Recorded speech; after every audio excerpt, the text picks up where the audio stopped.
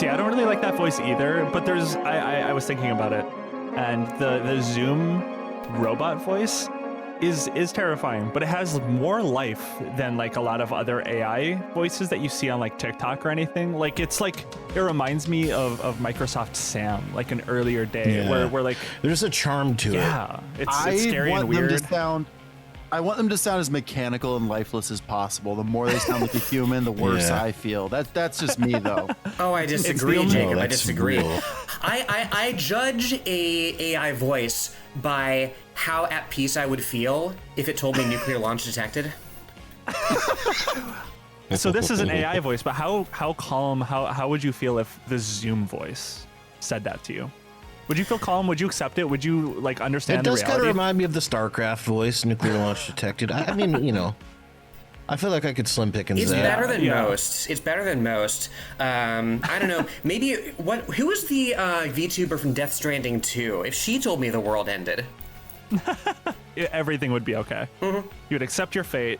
It was meant to happen. What if Bonzi Buddy told me? I'd be at peace with that, dude. I would ascend with him.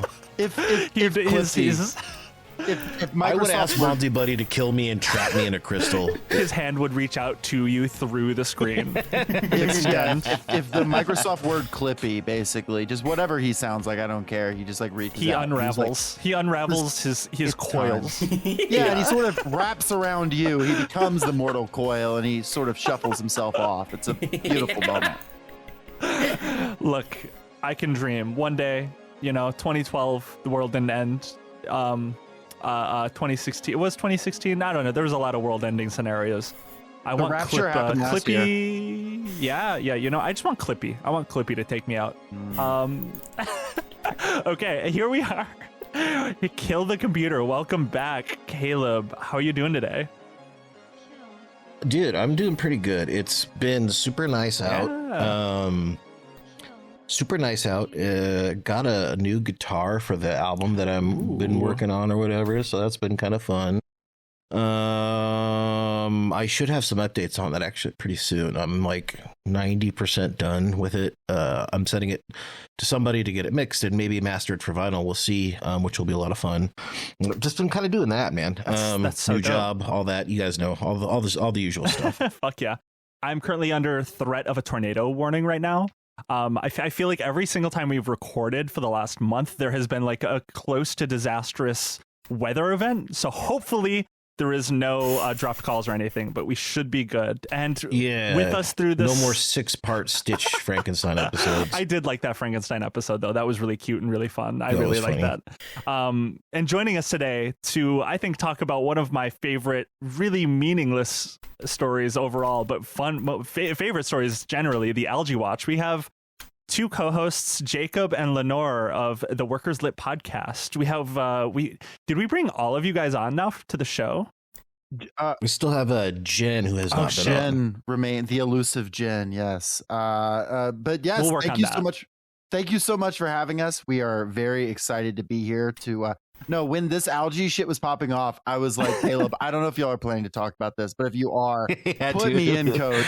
when you DM me, I wanted to talk to you about it. I was like, we just have to save the conversation for tape. Like, if we're gonna do this, like, I wanted to, trust me, I would love nothing more than to have personal algae conversations because this has been as exciting to me as like World Cup is for like your average European. You know what I mean? Yeah. I'm loving it. I'm not a like simulation girl per se, but this is one of those stories where the more I look into it, the more comedic timing I realize it has.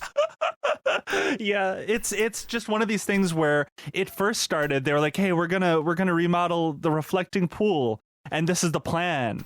And like some scientists saw the plan that they were going to do, and they're like, oh, that actually is going to make the pool bad. It's like algae is probably going to grow here. Like, this is like, if this is what they do, this is going to be bad. And they just trucked on, and then like a week later there was algae, and it just... Now, I'm no scientist, but isn't it the way that this works is they painted it a dark color to make it look bluer, and dark color attracts heat, which grows algae. So if I remember correctly, it's the same color as the blue on the American flag. Yes. Or it was when they put it down. and then stopped immediately. What's beautiful too is that Aisha, who was on the show just a couple weeks ago, she is going to be in DC in 2 days, and she has promised an update on the reflecting pool. So we're gonna have we have our very own correspondent that's actually on the case. LG correspondent. Tell her not to get too close to the water. They're fucking arresting people. Have you seen that? They arrested an Olympic athlete the other day for going close to it. Come on. I mean, that athlete needs to step up their game. They should have swam all the way across it by the time they got arrested. Well, he was a canoe guy, not a swimmer. Oh, well, unfortunately, it was Riley stands. Gaines, so she couldn't swim that fast. I was just gonna say we need our own algae correspondent. That would be fucking dope. Oh, I mean, we'll all share information. We got to do that. Our people will talk to your people. Media. Yeah, for sure. Our agent, yeah. Beautiful stuff. No, I've been so excited about the algae thing, and I know we'll get into it, but it's literally, I mean, like, I had a professor in college, I got a creative writing degree, who told me magical realism a lot of the time is just real life, like the literary field of magical realism. And this is the most magical realism, like 100 Years of Solitude shit I've ever seen. Like Water for Chocolate type, like Latin American literature from the 1980s, like just like someone crying and then a river comes out and no one acknowledges it as weird, or like, someone gets so angry when they light a candle, everything burns down.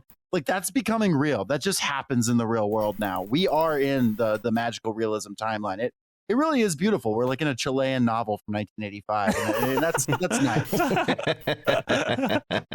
There's truly so nothing awesome. better waking up every day being like, oh, my show's on. Oh my god, algae updates. I can't wait. It keeps going. I love the comparison to magical realism for that though. I'm sure I don't have like the deepest understanding of it, but I mean that's how so much of, in particular, 2026 has felt generally.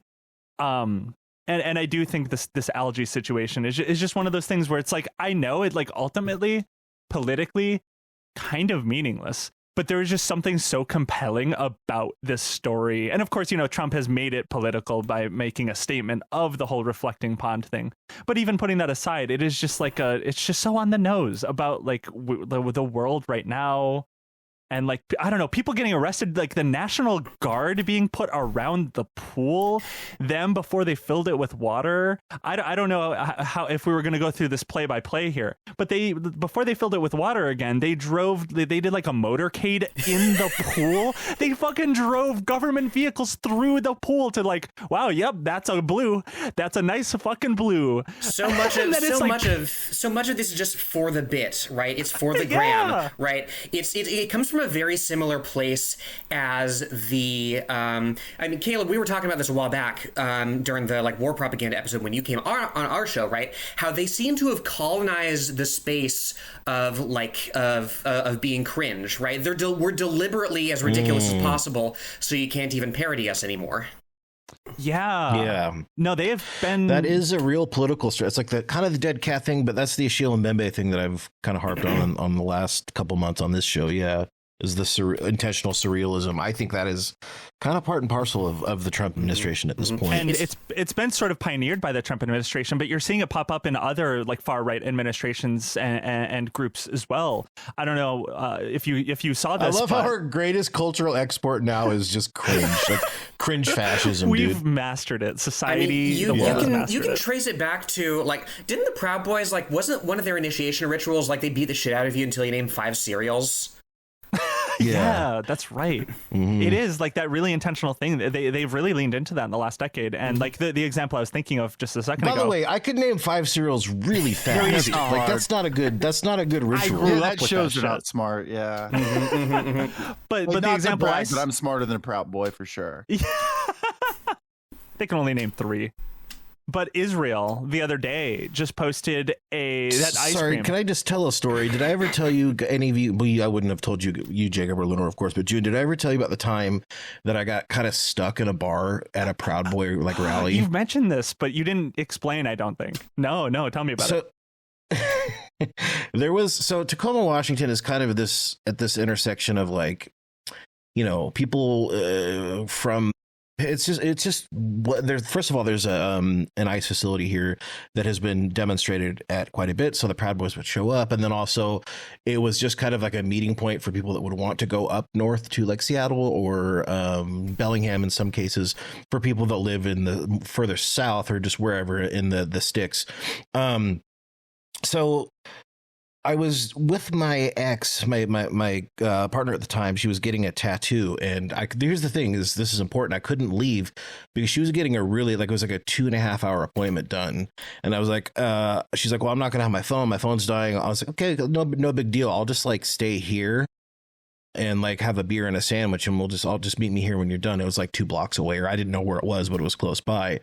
So then basically what happens is this like massive, this Proud Boy grew like 100 of them just mobbed on this bar. Do you remember when they used to do that? They would just like show out at bars for some reason just to like prove a point that they existed. Yeah. I don't really know what the point of that was, but like I was kind of like stuck there, and I like, you know, looking how I do, I think that they may have felt that I was a ripe target for recruitment, let's say.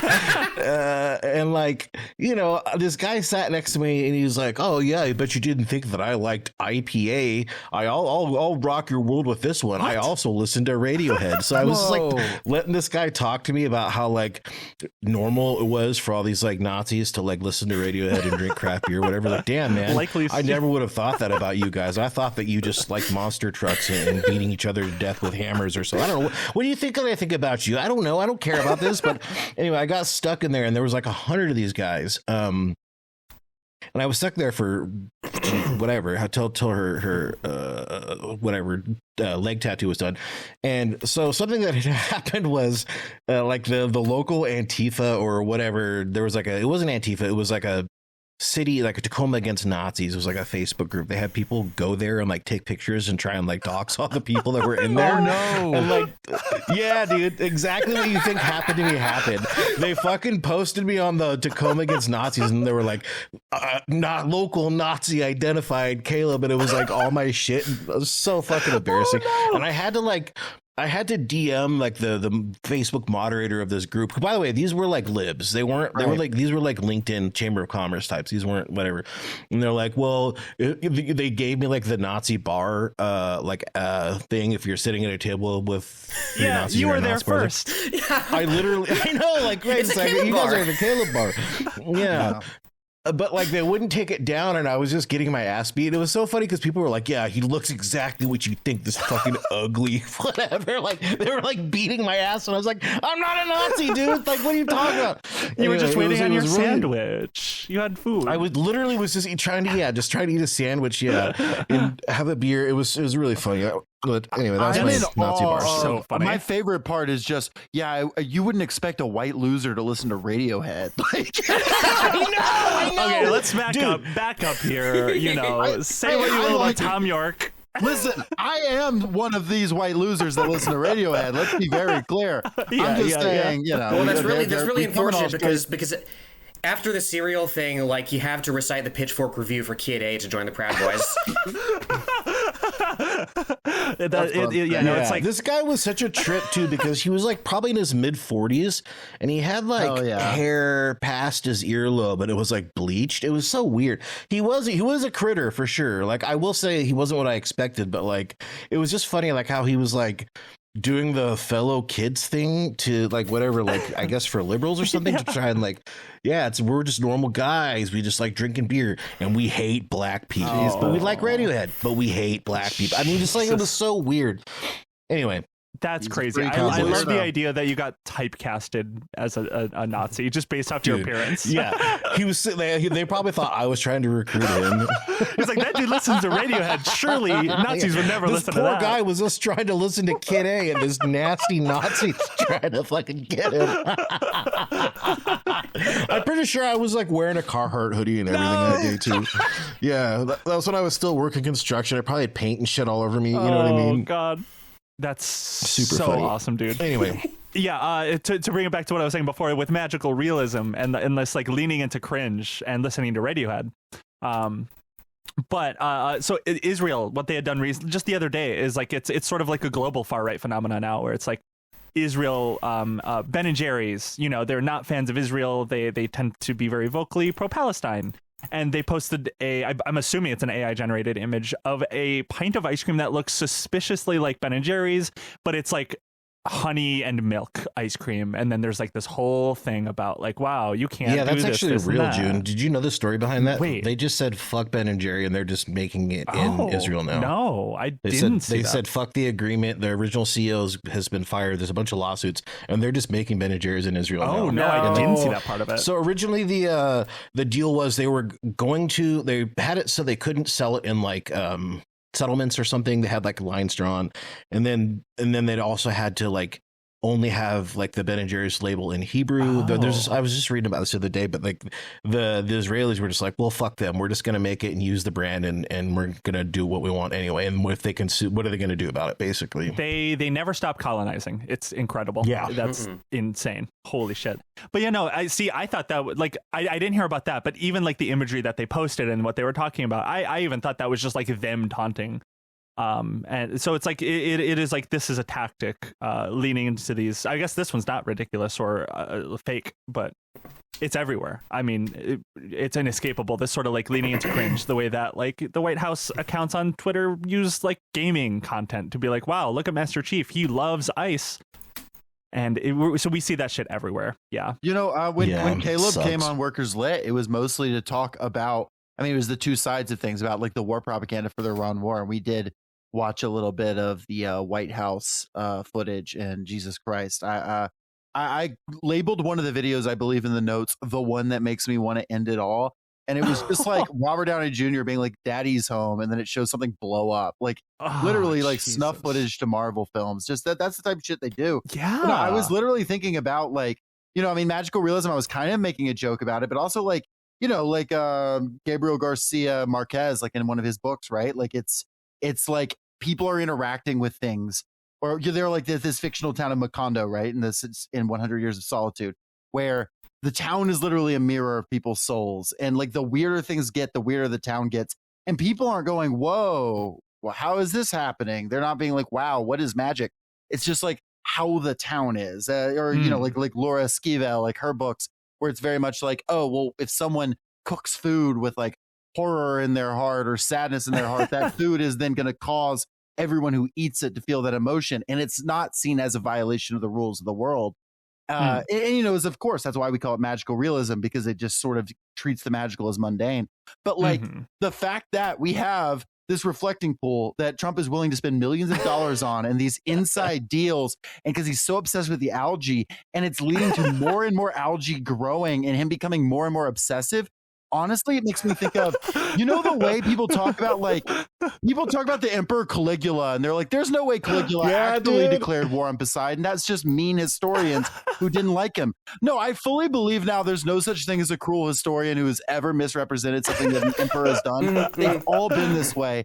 And in 100 years, if you know, we like somehow lose the internet, they're just going to be like, well, that didn't happen. That's like clearly his political enemies who say he was having a heart attack over algae. Jesus Christ. Well, and especially like juxtaposed with the AI bubble, right? And the metaphor of, you know, throwing more and more money into an ever-growing pit, right?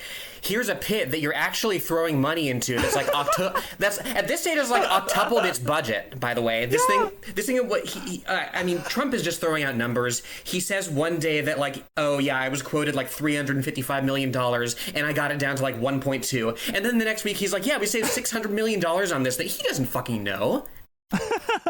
And like, yeah, no, I that if he did just know, the imagery of anyway, a bunch, just the imagery of like a bunch of workers pouring hydrogen peroxide at like different points along the pool too. It's like, yeah, if we didn't have images of that in 20 years, it would sound fake as fuck. Like no way.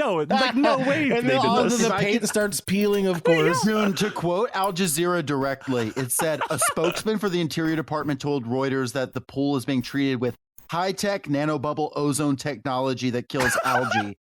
The department added, hydrogen peroxide is also being heavily used. What the fuck is the other stuff they're fucking talking about? Clearly it's not working if they need also the hydrogen peroxide. I'd use more of the first thing if it's real. Yeah, that sounds really cool. Why don't we have that at stores? I would love to buy magical bubble technology that gets rid of algae. Holy could shit. we see it? Yeah. Oh my God. So the paint's peeling up. It's incredible. They're going to have to remodel it all again. Before we started recording, you guys were talking about some characters that were involved in this on a deeper level. Please talk. So I haven't seen these things. I haven't seen the hyper-specific characters other than people that have been like charged for being around or touching the pool. Who are these people? Who are you talking about? Jacob, guest prerogative if you want to lead this off. I'm so excited to talk about this. John Cafaro is the fellow that we're talking about. I'm sorry, but really, while we're talking about this, just really quick for the listener at home, and I don't like to do this, but if you can, please do Google this guy. And I don't want, we talk about this on the show a lot. We don't want to make fun of people's appearances. However, this man does look like an Addams Family extra. Like I described him as like if they made like a Mar-a-Lago like criminal spirit Halloween costume, it would be this guy. It's just you look at a picture of this man and it's like, you gotta be fucking kidding me. He really looks like he looks like Nathan Lane's character from Mouse Hunt. No, he's incredible. He's incredible. Oh, I love his hair. So he is a guy that, he owns this company that is, I'm not kidding, called Green Water Services. And when Lenore told me that, I was like, Lenore, stop fucking with me. And Lenore was like, that's from the New York Times. And then I was like, okay, lying, failing New York Times. Clearly, that's not real. No, it's Green Water Services. He got this millions of dollars in this contract because he's personal friends with Donald Trump. They know each other. Not just personal friends, Jacob. It gets better. His mansion is right next door to Mar-a-Lago.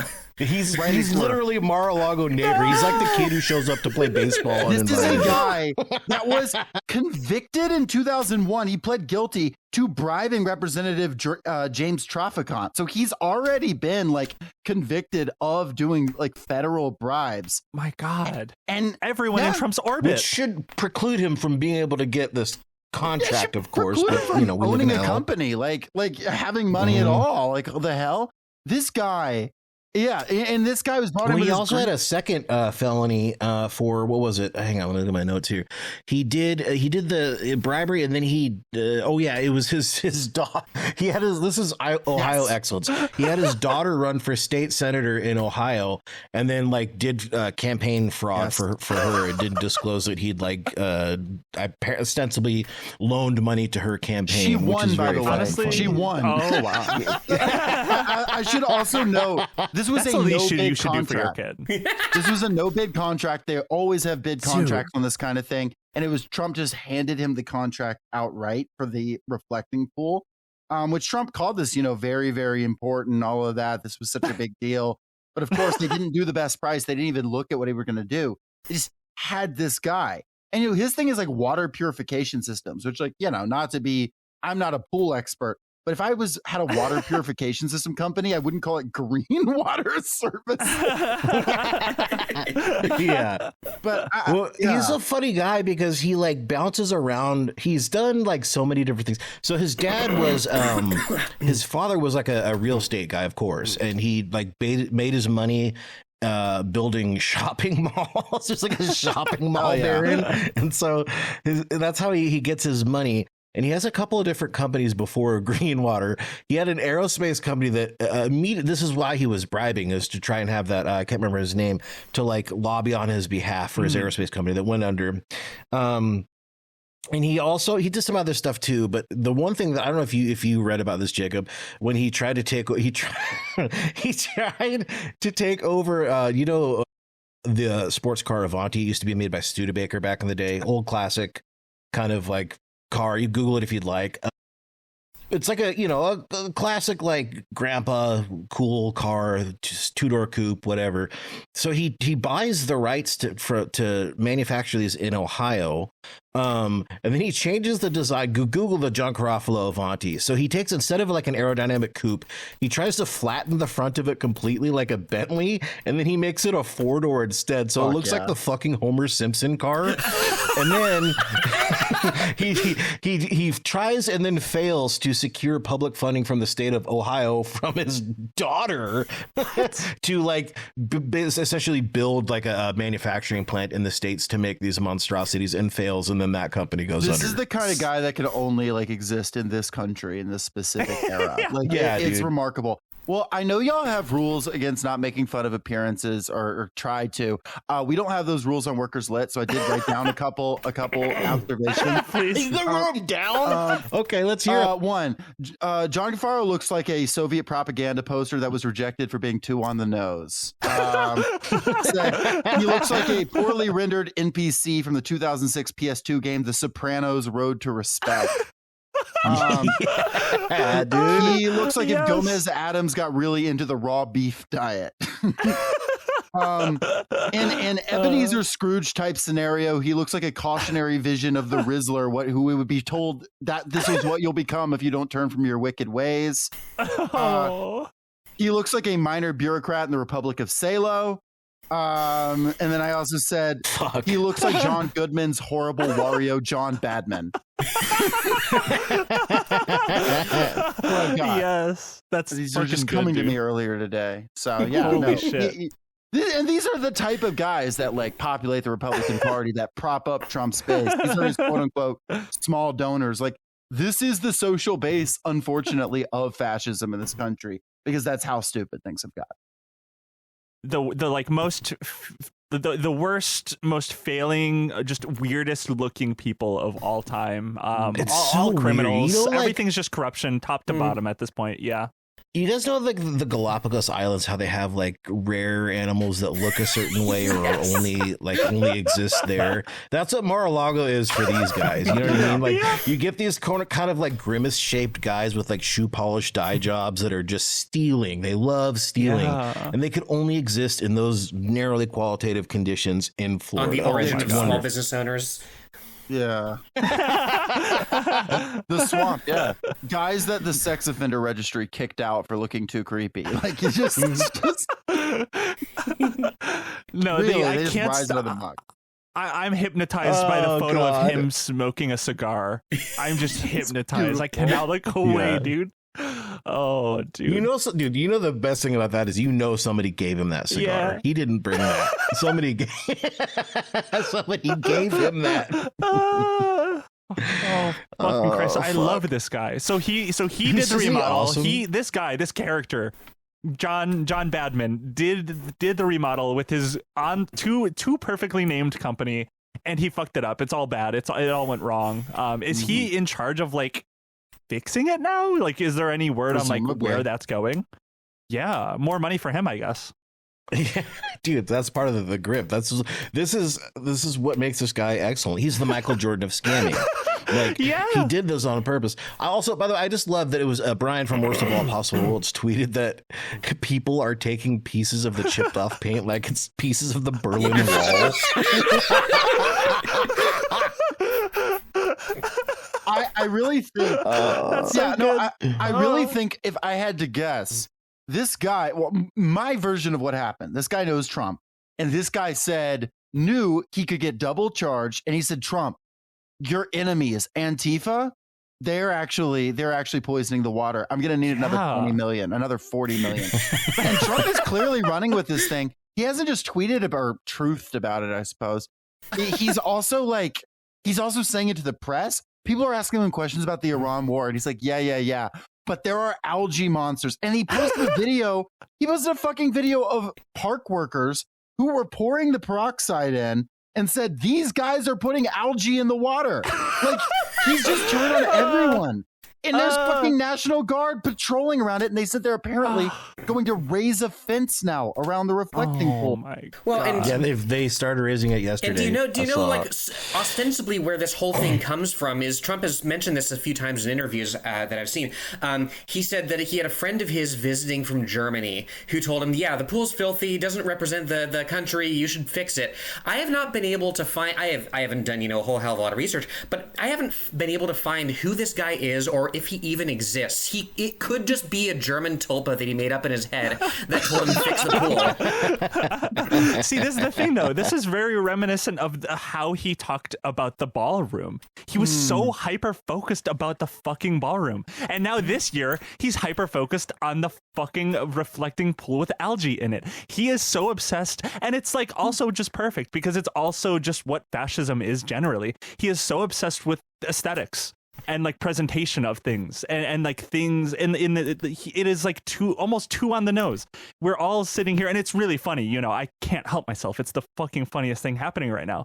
But like there are like horrible things happening in the world right now, and like maybe there'll be a deal with Iran, and like I think maybe knows that if he just focuses a little bit on this like pool situation, I guess I don't know how much of this is like intentional.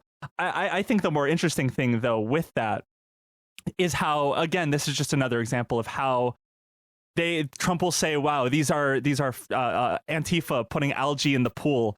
And all of a sudden, that's just reality. People just believe it. He'll say that is reality. Yeah. That is the distilled message. That is what everyone on Fox News has to say now. And I mean, they fucking mastered that type of. He's like hallucinating this shit like that, like Tony Soprano in season 1, where he hallucinates Isabella. Instead, it's that German tulpa, and he's just like lying about. I think Antifa. I think they should split the difference and just put the new ballroom in the reflecting pool.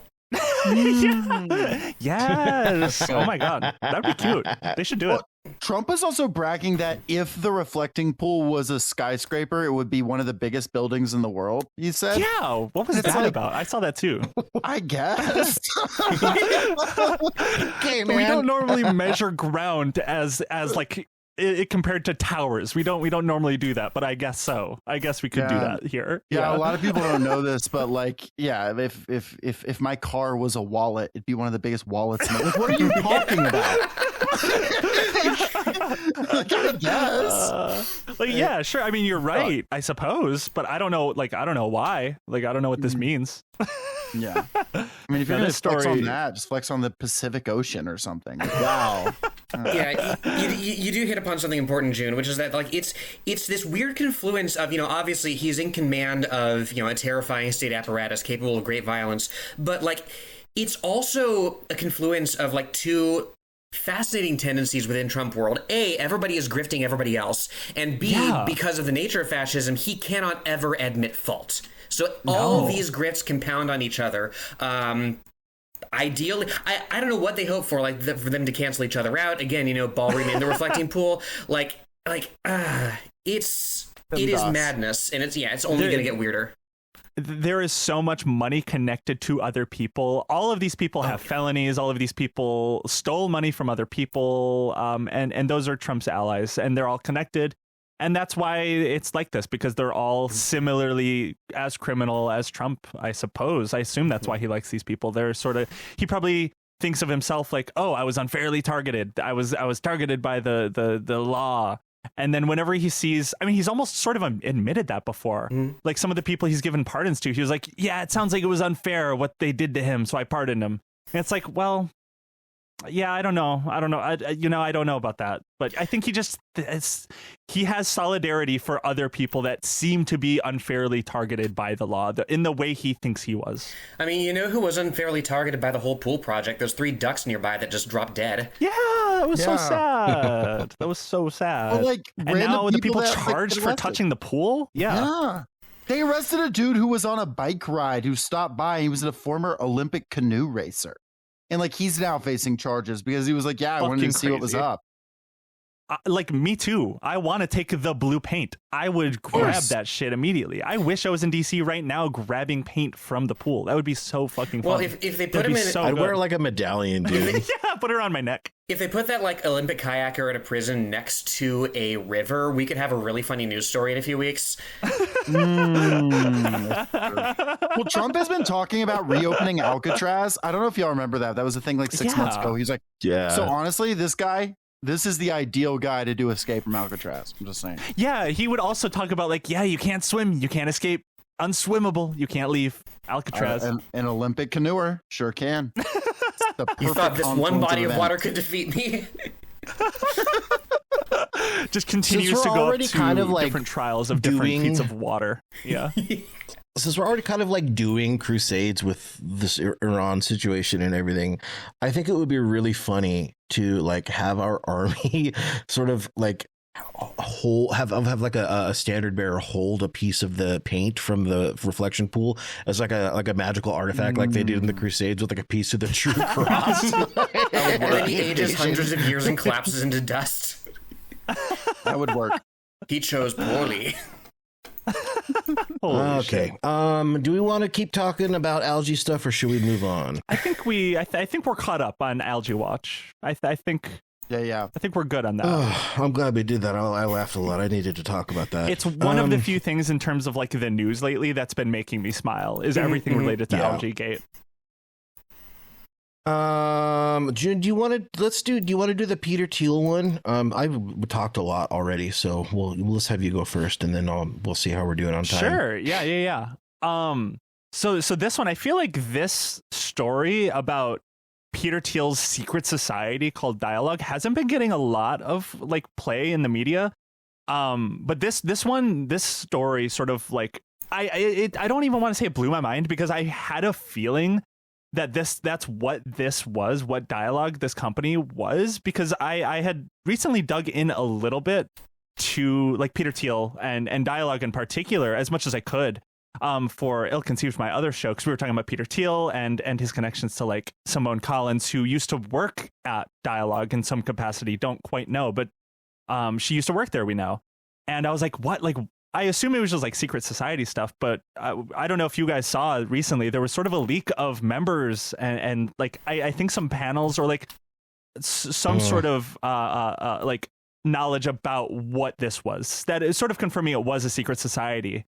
But yeah, no, like I think part of the reason it's not getting talked about a lot too is people like Cory Booker seem to be members or have gone to panels. Ezra Klein, of course, a big like media liberal figure. Oh yeah, he talked about. I don't know if you saw. He finally released a statement. I did. Yeah, I wanted to touch on that a little bit too. Yeah, it was like I only went a few times. I didn't like it very much, but like you have to spend like $16,000 for a ticket to this thing. So like clearly he was pretty invested. Well, and specifically, he said, like, maybe I should have used better judgment when I went to these things, which is like, I don't know, maybe you should have used better judgment when you wrote a book last March praising Elon Musk to high heaven. Like, this is not like a one and done thing. I don't know if Klein is like cynical or just like incredibly credulous, but like it's weird. It's a bad look either way.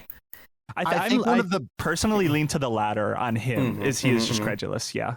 I think one of the biggest W's our podcast has ever gotten is our episode on Klein's book Abundance led to someone saying, hey, my book club was going to read Abundance of like 20 people at the local library, and because of this episode I convinced them not to. I'm like, this is probably the greatest W that I've ever got in my entire life. Like, that's our goal is to get fewer people to read.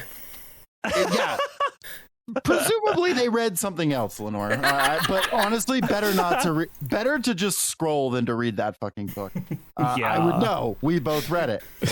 They instead read Matt Iglesias' 1 billion. I have read dog shit, pure dog shit. Oh my god, dude! That's my favorite book, dude. Yeah. I'm not kidding. It's the funniest book I've ever read in my life. It is. I honestly, that's the thing, is I did have a good time reading that book in particular. Yeah. I was reading it just Homer Simpson laughing. This guy's so fucking stupid. I was just there's not enough chicken nuggets. There's not enough chicken nuggets in the world for 1 billion Americans. I think with Dialog is very frustrating because the way they talk is very like, as we know these people talk, they're talking about like cults. They're talking about how do you start a religion. They're talking about the masses. They're talking about terrorist attacks, the apocalypse. I had cooler stoner conversations than this in college. Like, this is lame shit. Like, it's really lame. That's sort of the thing I've learned digging into like the tech personality world, like people like Peter Thiel, Elon Musk, all of these people that seemingly have this huge they have a lot of political sway at this point, but the things that they talk about, because this isn't the only conversation zone that they've had before. You can see some like talks they've given. Whenever Peter Thiel talks about the like Antichrist, he is so singularly focused on that conversation for maybe the past couple of years, where it's whenever you see him talk about these things, it's like they don't really have that much to say, or they don't really have that much to think about. But I do think it is really telling and on the nose that they think that they should have like a secret society where there is like important conversations happening, and you need to pay us $20,000 to get in here to hear what we have to say.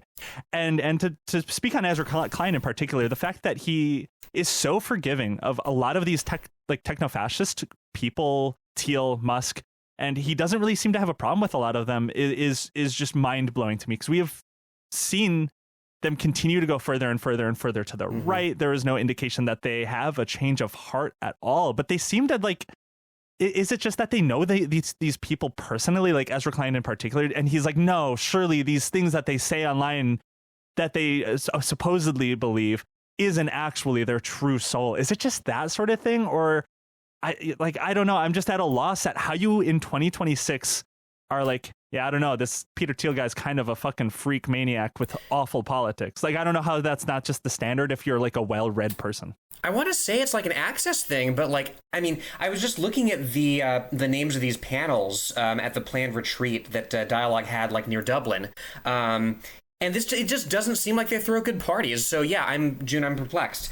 Can we name a few, since it sounds like we're not actually going to read this one? Yeah, let's see. So 222 people listed, active members and guests alike. They're going to a retreat the weekend of the 16th of August near Dublin for panels such as Money Does Buy Happiness, Bring Back Nuclear, Navigating World War III. That one was my favorite. Come on, just like such a bad joke. They just want to play EU4 or some shit. Well, the fifth one's out now, but like it's in that early, like the first couple years of a Paradox game, you got to wait for it to really shake out. But once the DLC comes out, yeah. Battlefield Technologies, that sounds like a DLC. Let's see, they got How's Your Sex Life? There was a dating, presumably. I hope. There was a dating component to this, apparently. Like, people were also asked, are you a man? Are you a woman? Are you single? Are you like, a swinger or whatever? Like, are you a trafficker? These people, it's just unreal how many of these people are just fucking losers at the end of the day. I cannot believe it. Like, okay, let's go to this conference and hear Cory Booker talk about his sex life. Jesus Christ. Losers. And also, I just don't know why anybody would ever want to get, like, put yourself in a room full of the most rich and powerful people who are going to wield leverage over you. Be like, here's a list of my weaknesses. My sex life is not good. You want to know how my sex life is doing, everybody? None of your fucking business. That's how it's going. Like, what are we doing here? I mean, they're losers, yes, and also, like, very, very highly placed. I mean, we know they're rich and powerful, but the specificities of, like, what they do. Like, the other senator in this list is Ted Cruz, and the committee he chairs oversees the FTC and its data privacy authority, and he's there with a whole bunch of AI ghouls, Palantir people. I want to know what they're talking about. Like, he has real institutional power over what happens to my data. Well, it's infuriating, and it's tough, right? Because conspiracy politics are such a slippery slope, right? You can end up with things like Q or like anti-Semitic conspiracies or all that kind of stuff, and lead people away from understanding the way power works. But on the other hand, these people do talk to each other. It's not that's not a conspiracy. They do talk to each other. It's clearly in the open enough that we can find it. It doesn't have to be some Illuminati shit. We have to figure out how to synthesize these things. There is a class politics. They have a class politics. They understand that they are on the same side of things, and they're bringing in journalists and people like Ezra Klein and people who are, change makers and stuff like that, because they want to enforce ideological hegemony. Like that's the idea that they're trying to do. Like, I mean, I've been saying it, and I've said it a few times on our show, but like, I feel like the thinker of our time, aside from like Marx, who is, in my opinion, always the thinker of our time, is Antonio Gramsci. It's like Antonio Gramsci is like talking about hegemony and the way you took the words right out of my mouth, dude. Right, like Steve Bannon openly talks about how he's read Antonio Gramsci. Absolutely, like, yes. It's because Gramsci, for folks who don't know, is a guy who thoroughly lost, was one of the leaders of the socialist movement in Italy, lost when fascism took over, and spent the rest of his life in prison wondering, how did we lose when the mass majority of people in the world would have benefited from us winning? And it was like this hegemony, it was this ideology, and they continue to do it in different ways. And this is how they continue to, grow these things, to do this shit. So, aside from saying people should read that stuff, we should understand this is how they replicate their ideology and enforce it. That's the best pitch ever to get people to read this. Well, because Steve Bannon does. There's that quote that politics is downstream of culture, and that quote is used frequently by Mark Kern Grums because he's a Steve Bannon guy, because Steve Bannon saw the power of gamer rage and literally did Gamergate. Right. You know what I mean? So listen, if you're listening to this and you've not read this, understand that Mark Kern probably has a better understanding of these things than you do, and you should probably hit your leg. Go get a library card too while you're at it. Yeah. Holy shit. But no, that you fucking hit the nail, all three of you. But to bring it back just a step from like the data aspect of it too. I mean, that's absolutely why so many people are just on board with uploading IDs to track people before going on a website, and like flock cameras everywhere. There's like every single neighborhood is mapped out with these fucking cameras. Like data is just like, it is the most powerful tool that they have. And of course, these tech people want to be connected to these politicians so that they can make the decisions that are most beneficial to these tech people, to get them the money, to get them that access, to get them leverage and power. Yeah. Yeah. Lenore and I live in Atlanta, and the AJC just ran a piece confirming a thing that has been said by activists for a while, that we live in the most surveilled city in the world. There are so many flock cameras. You can literally not go anywhere. In Atlanta, I've been banging the drum for this, has very much been the blueprint for what's happening elsewhere. I mean, we had the Cop City movement. Cop City, yeah. Yeah, Cop City was very much. City. And literally the way they went after our activists here, friends of mine, I should add, is the way they're now going after people in Texas, the way they're going after people in Minneapolis, this kind of thing. This stuff replicates. So this is all interconnected. And rest assured, this is the shit they're talking about at these dialogue meetings. Why do you think they're not taking notes? Why do you think they're not publishing their findings? If they thought these findings were like something they could share with the world and get them more clout, these people love praise. They would publish them. No, they know that they're uncomfortable and they're dark and they're horrible. And that's why it's only these CEOs, politicians, and the elite among journalists who are actually having that conversation. And I should add, the only other people aside from, again, journalists, politicians, and very rich people is they have military people. They have the leader of NATO for Europe, the leader of NATO for Africa, the leader of NATO for the Middle East. That should fucking terrify us. It scares the hell out of me. But we should also realize that we shouldn't be that afraid of these people, because they're clearly losers who are like trying to date people at Dialog. It's like, these people are clearly beatable. They're clearly not superhuman. We just got to like organize to take them down. Yeah, worth noting, like the way that this thing was quote unquote leaked is the same way that the no-fly list was leaked, which is that Maya Arson Crime noticed that it was like stored publicly somewhere and was like, "Hey, has anybody noticed this?" Yep. Shout out to Maya. Gonna plug our episode with Maya real quick because I'm cynical like that, but it was a good ep. But yeah, no, I think ultimately these people, these Democratic Party aligned people that went to these parties and these talks, ultimately know that they might have some differences with the Republicans, but the thing that they have most in common is the power and class position that they all share. And I think that is why Ezra Klein in particular, I just don't trust that guy. I can't. There's just nothing. I haven't for years, of course, but like that dude is just fucking, I don't know. All these fucking people, bad. Boo. Yeah. Well, I mean, like, if you look at the people on here, and I'm sorry, Jacob, I'm kind of ruining what you said about not getting into conspiracy thinking, but I'm dumb and I will do that. Let's do it. My favorite stuff. I do it myself. You know, Peter Thiel is basically a state actor. We know that.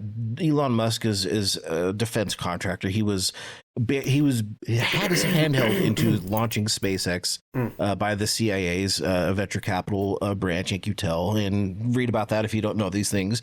Everybody that is involved in these kinds of things has a link directly to the federal government.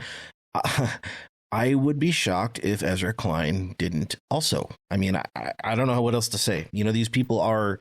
You know, they're hemming and hawing about the term Epstein class, but Epstein was connected to this. It's literally in the fucking files. Epstein was like the guy. He was like the contact for all these people. Goofy. Anyway. There is incidentally a Jeff Epstein listed among past Dialog participants, but it's a different Jeff Epstein. Literally the bit. You knew your financier, Jeff Epstein. I mean, he was the former CFO of Oracle, so, you know, 6 of 1. I did see someone share, I forget who it was, but someone shared an email about, or it was from Jeffrey Epstein about Peter Thiel and Dialog, where Epstein said something to the effect of, yeah, Peter Thiel would like a secret society. He's really odd and bad at talking or something like that. He was like shitting on Dialog, which I thought was fairly funny. That even Jeffrey Epstein was like, yeah, this dude's kind of a fucking weirdo. One hates to hand it to him. Yeah. I mean, I do appreciate on some level that these people all like viscerally hate each other. Yeah, right. Makes sense. They hate each other, but they still have better class solidarity than fucking we do. Right. Well, there's less of them, so that makes it a little easier. Yeah, they don't have that many potential friends. I don't think we're going to get into this, though, the Wall Street Journal Polymarket one, because that's a really long article. We can do another whole thing about that. Probably. We'll talk about that one in the future, I think, at some point, because that one's just nuts. I would recommend before we do talk about that one, if you haven't listened to our episode with Miyasato of The Verge about the clip economy, it plays into that. The TLDR, if you hadn't heard, is that Polymarket has basically gotten caught doing like undisclosed ads with clip economy type things for like Aiden Ross and Drake, showing fake videos of people pretending to win money on Polymarket when they're really not. Oh yeah. Which is fucking psychotic. So, you know, maybe we'll talk about that one in the future, because it was a really good article, and it was good enough to get me to pay the Wall Street Journal. So ouch. But instead, let's check in, because we were thinking about, we have about a couple minutes to kill. Our friend Elon Musk, we just mentioned him. He's no longer a trillionaire. Pulling out. It lasted one day. The flame that burns brightest SpaceX burns briefest. That's true. Yeah. I have to quote a guy on Twitter, Drunk Dividends, Small Business and Finance, and it's got like 400,000 views. All caps, I hate you, Elon Musk. I hate you, SpaceX. I hate you. I hate you. I hate yo. I hate everyone said it was going to the moon. I put 18K into calls. That was my life savings and money I was going to use for college. I don't know what to do anymore. And I felt kind of bad, but then in the replies, he was calling people like, he was like insulting anyone who said he was dumb. And then he said he was going to take out more loans to double invest in SpaceX because it was going to go up. And I was like, all right. He's got gambling brain. I love this. I found another fucker. This is a tweet from June 15th with almost 400,000 views. So, 9 days before we're recording this. Quote, the reality is you cannot put a price on the company that monopolizes the entirety of space. This company is going to 100 trillion MC, and there's nothing anyone can do about it. It will be the biggest company in the all caps entire universe. You better bookmark this post. And so I did. I've bookmarked a couple of posts like that too, because something I've noticed a lot with these people is that it is like beyond a financial decision for a lot of these people. It is like sort of this ultimate realization of the cult of Elon Musk that he will never lie. He will never be wrong about anything. Actually, yes, everything he does is revolutionary, and you have to follow him to Mars itself and choke out on the surface of Mars for Elon Musk. And it seems to be working out in this way where it's not really going to the moon. And like 5 days into this stock exchange listing, it's not like from where it started, for the people who got it like the first day, it's certainly not like bad right now. But if I understand correctly, there's like a lot of mechanisms for the people who bought in early to not sell right away, and like stockholders of like people inside the company, they can't sell right away. So the fact that it's already like below original listing value before the people that are going to do like the exit liquidity scheme very likely have not even sold yet is like probably like a bad sign of things to come for SpaceX and all these like retail investors that invested in this company because they just straight up believe anything Elon Musk says. Yeah, there's also, to be fair, we talked about, I mean, two things come to mind. First of all, like that guy that you were talking about, Jacob, was like, everybody said this is going to the moon. Well, it's like, well, no, not everybody said that. A lot of people said the opposite because like this was very predictable. But like to your point, June, that is true. But also we talked about that with Mike about how these were going to be added into various index funds. That actually has not happened yet. I think that today or maybe today or soon, because the first one was going to be added after 5 days. Then there was another, the Russell index was going to be added after, I think, 2 weeks. And then it was it was at S&P. I can't remember. I forgot, but one of them isn't doing it for at least a year. So they may, like, the thing is like, it's funny to watch this dump, and it's like since launch down like 27% or something as the time of recording. But like once these get added to those funds, I think that's going to pump them back up. I don't really know the logistics of that. I'm not really a stock guy. I just like to look at the line go down. That's my most biggest understanding of this. But I think you're right. I think that would probably float it somehow. I hadn't realized that the like retirement fund, like so some of those like Vanguard type bullshits were not a factor in here yet. Well, the fact of the matter is it went up and down so significantly. It went like after it, not just the purchase price, but then it went up by almost 40%, and then it fell back down to where slightly below where it was originally, and then it's floated around there. That's penny stock shit. Like it really a stock that is worth that much money should not be varying at that level. It should be some level of reliable. And the reason it is because no one is investing in SpaceX as an entity for what it does. What it does is a couple things that actually do things like, the satellites. But for the most part, it is just the vibes of Elon Musk and his promise of 100 times investment. And so it's a hype it is stock, mostly, it's a stock for its own sake. And so it is moving like a shit coin or like a penny stock. And you cannot have that for a stock that is going to be integrated into people's retirement funds. And you can't have it for a stock with this much value in it. It's why they were able to create and erase so much value. I mean, the amount of value that has been erased over the last couple of days is like 20 times NASA's annual budget. And this is supposed to be a space thing. Like, what are we talking about? What are we doing here? This is completely fictitious. We should all realize Did you guys see the post he made like right after it launched? He did two things that it made me laugh, but it also made me like feel infuriated and kind of afraid of like the future and stuff. But he tweeted, first of all, he changed his bio, and all his bio says right now is star mine, which made me laugh. Like that's just like a joke that me and Ed would make or something. But he tweeted, in the future, 1 trillion times $1 trillion will be spent on making antimatter to travel to other star systems. Then he follows it up with, things won't be measured in dollars then, just mass and energy. 408,000 likes. What does that mean? Only mass and energy, dude. He says garbage and people eat it up. That's it makes the me star feel mind mindset. It makes me feel insane.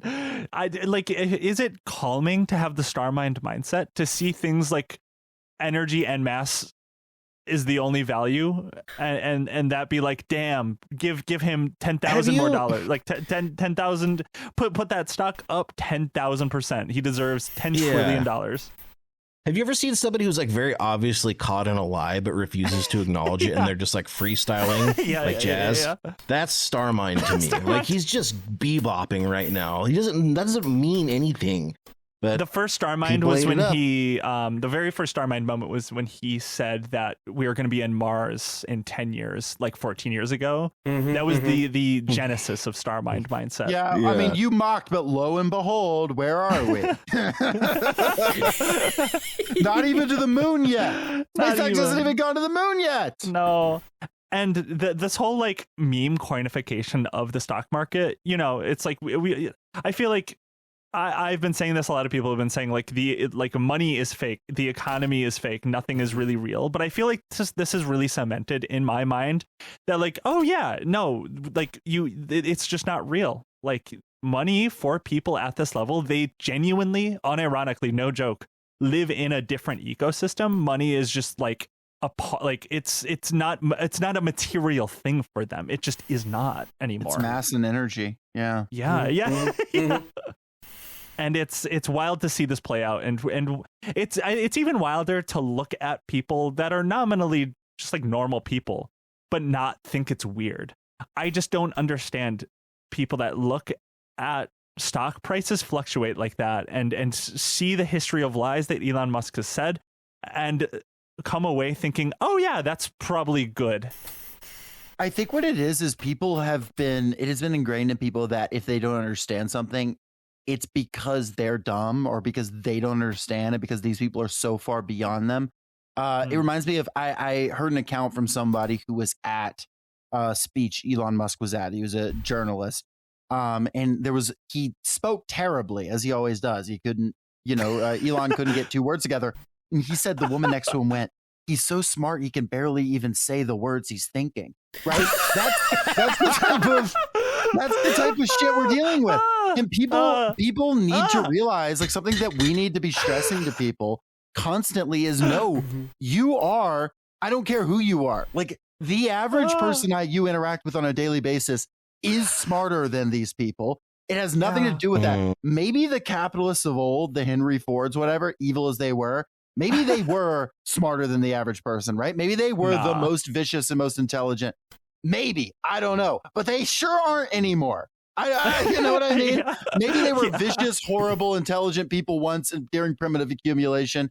But like now at this point, wherever stage of shit we've reached, these people aren't. And it's literally just the veil of ideology that is causing people to say, if I don't understand it, it is because I'm not smart enough to get it. It's because because I'm missing something. And I thought that at one point. I was like, man, I must be missing something fundamental about the way our system works, because we don't all have healthcare, when I was like 18. And I like looked at it and I was like, oh no, these people are evil and stupid. And that's what we have to like share. It's all intentional. The system, the way it's constructed right now, is intentional by design. Yeah. You guys know the story, the ones who walk away from Omelas. Oh yeah, we covered it on the pod. We're in the Elon Musk would sue the Omelas, like for lying about him and being too woke. That's the world that we live in right now. We had a listener email in the other day and say, I'm going to do a D&D campaign where we go to save the Omelas child. And that made me laugh so hard. I was like, I think you misunderstood the point of the story, but happy for you. Yeah. Yeah, I actually just read that book for the first time less than a year ago because of the Discord. They requested an Omelas roll, and I was like, what is that? What are you guys talking about? Anyway. Goes hard. Le Guin's one of the best. I think we're close to an hour. Do we want to do Caleb, you put an article in here about pump.fun. Do you want to do a quick pump.fun update and then wrap up here? Oh, man. I am, if Pump Watch? Is that what it's? Yeah, Pump Watch. Pump Watch. Yeah, we have Algae Watch. We have Pump Watch. I just hate Pump Fun. I hate Pump. I hate that it's part of the title. I don't like that I have to know what Pump Fun is. This was fascinating. It's not really that big of an update. This was fascinating to me. Hasn't it? Like in terms of the trades that were being done on that site, hasn't it collapsed by like 60% in recent weeks? Like, isn't its heyday pretty much over?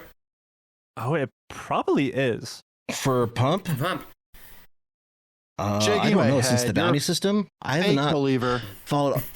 Yeah, I was gonna kind of do a couple of updates on some of the horrifying things people are doing for the bounties, but they're not. It's not. The thing is, it's not really that fun to talk about. It's like they're getting like homeless people to like tattoo like crypto coin names on their heads and stuff like that. It's like not funny. It's just like evil, and these people deserve to be. Yeah. I don't know. It is like every horrible thing about capitalism coming to a head all at once.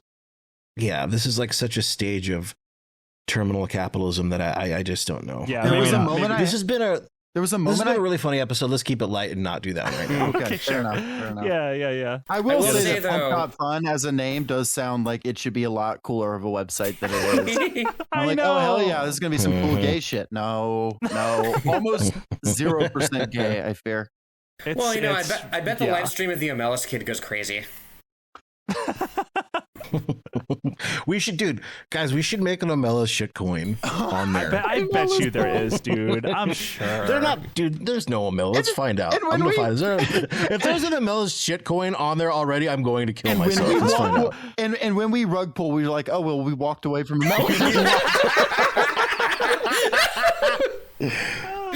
Caleb, if there is that and you find it and you kill yourself, just don't do it yet. Let us try to capitalize on a bounty with that first. Putting in a Kalshi bet. Yeah, we need the insider fucking info. Christ, there's multiple coins. Yes, I do it. Dude, there is everything you could imagine on this bullshit website. I hate I hate life. I no longer appreciate the sanctity of being alive or other people's just being anymore. There was a moment in 2022 where I was in a coffee shop, and listeners of Workers Lit will know famously I'm a serial eavesdropper in coffee shops. Oh God, yeah, me too. And I love to put on the headphones with no music on and just listen. And there were two guys with an iPad live streaming battle footage from the Ukraine war, and they were like talking about it like it was a Marvel movie. They're like, "Oh, fuck yeah!" And I was like, "We've entered into a new era." Yeah, whenever I see people talking about war footage generally, just like on Twitter, that's jarring to see that in real life. That must have been fucking nuts. But whenever I just see people talk about it, I just had a vision of like disturbing. Clavicular and Sophie Rain up on the front in the Ukraine war streaming. We're close. It's gonna happen. Oh my God. God damn. Okay. Let's not manifest anything else into the world. I think that something is like cosmologically broken, and that could actually happen if we talk too much. So let's end this.